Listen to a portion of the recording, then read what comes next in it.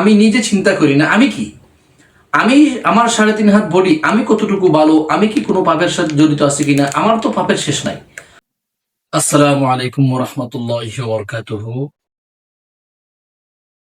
সম্মানিত ভাই এবং বোনরা, আজকে এমন একটি বিষয় নিয়ে আমি আপনাদের সামনে উপস্থিত হয়েছি। আপনারা যারা মিডিয়ার সাথে জড়িত আছেন তারা অনেকেই জানেন, সম্প্রতি সময়ে একটা জিনিস মিডিয়ার মধ্যে খুব আলোচনা চলতেছে, যে আমাদের দেশের একজন জেনারেল থেকে উঠে আসা ইসলামিক একজন আলোচক আবু তাহা আদনান ভাই, ওনাকে নিয়ে ওনার স্ত্রী বিগত কয়েকদিন আগে একটা পোস্ট করেছিলেন, আবার ডিলিট করছেন, এখন আবার এই পোস্টটা করা হয়েছে। এ নিয়ে তর্ক বিতর্কের শেষ নেই। তো প্রথম কথা হচ্ছে, আমরা যারা ফেসবুকে পক্ষ বিপক্ষ নিচ্ছি, অনেকে আবু তাহা আদনানকে গালাগালি করছি, আবার অনেকে আবু তাহা মোহাম্মদ আদনান ভাইয়ের পক্ষে নিচ্ছি, আবার অনেকে সাবিকুন নাহার যে ওনার স্ত্রী, দ্বিতীয় স্ত্রী, ওনাকে অনেক গালাগালি করতেছেন। প্রথম নম্বর কথা হচ্ছে ভাই, সংবাদ আমরা যেটা পাইছি বা দেখছি, এর সত্য মিথ্যা আমাদেরকে যাচাই করতে হবে। আমরা যদি সত্য মিথ্যা যাচাই না করে আমরা সরাসরি যে কোনো একজনের পক্ষ নিয়ে নেই, তাহলে তো এটা আমাদের জন্য হবে না, কারণ এটা কোরআনেরও বিরোধী এবং হাদিসেরও বিরোধী।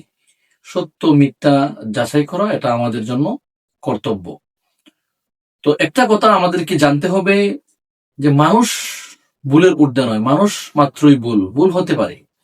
আবু তাহা আদনান বাইকে যদি আমরা ফেরেশতা মনে করি তাহলে তো চলবে না। উনিও তো রক্তে মাংসে গড়া মানুষ।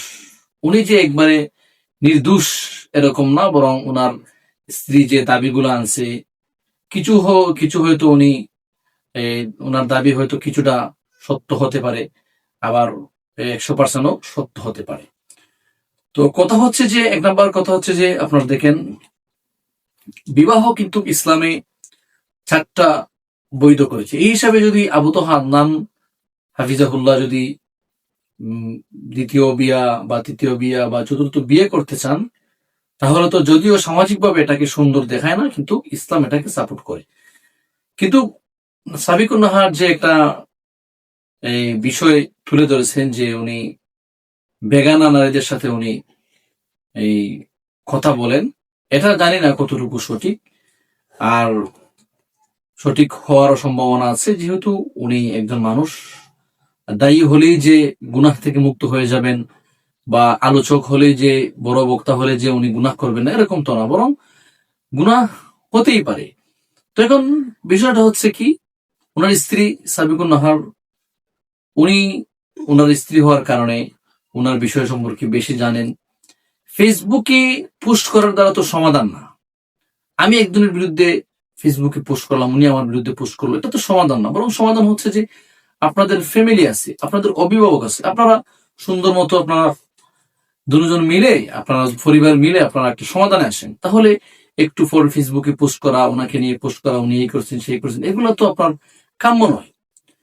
যাই হোক, সর্বশেষ কথা হচ্ছে, আমরা যারা দর্শক বৃন্দ আছি, আমরা আপনাদের প্রতি রিকোয়েস্ট থাকবে, আপনারা দালাইভাবে আবু তাহা মোহাম্মদ আদনান হাফিজাহুল্লাহকে আপনারা দোষারোপ করবেন না, এবং দালাইভাবে ওনার স্ত্রী সাবিকুন নাহারকেও দোষারোপ করবেন না। তবে সাবিকুন নাহার আপু যেটা করেছেন, যে ফেসবুকের মধ্যে পোস্ট করেছেন, এটা আসলে ওনার জন্য ঠিক হয়নি, কোনোভাবে এটা কাম্য না। কারণ সমাধান আপনার পারিবারিক ভাবে হতে পারত। যাই হোক, শেষ পর্যন্ত আবু তাহা আদনান একটা পোস্টের মাধ্যমে ইঙ্গিত করেছেন যে তারা সম্ভবত আর এই ডিভোর্সের মধ্যে চলে যাবে, ডিভোর্স হয়ে যাবে। তো দেখেন, এখানে একটা জিনিস, আপনি সাবিকুন নাহার, আপনাকে আমি যে কথাটা বলতে চাই, যে আপনি কিন্তু আরেকজনের বিবাহিত স্ত্রী ছিলেন, আপনি ওনার সংসার রেখে আপনি আবু তাহা মোহাম্মদ আদনান হুজুরের কাছে আসছেন। তো এখন আবু তাহা আদনান হুজুর যদি আরেকটা বিয়ে করতে চায়, সেটা তো আপনি বাধা দিতে পারেন না।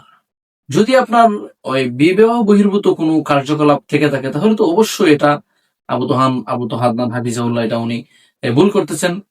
সর্বশেষ কথা হচ্ছে, আমরা দুজনের জন্য দোয়া করি। আবু তোহা আদনান হাফিজাহুল্লাহ, আল্লাহ পাক সকল ধরনের ফিতনা থেকে ওনাকে মুক্ত রাখতো, এবং আমরা যারা দর্শক বিন্দু আছি আমাদের সহ এবং সবাইকে মুক্ত রাখতো।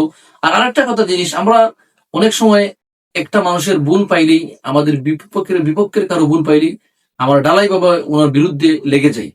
অথচ আমি নিজে চিন্তা করি না আমি কি, আমি আমার 3.5 হাত বডি, আমি কতটুকু ভালো, আমি কি কোনো পাপের সাথে জড়িত আছি কিনা, আমার তো পাপের শেষ নাই, আমার তো গুনাহের শেষ নাই, তাহলে আমি আরেকজনকে এত তাড়াতাড়ি হুট করে আমরা কেন তার বিরোধিতা করব?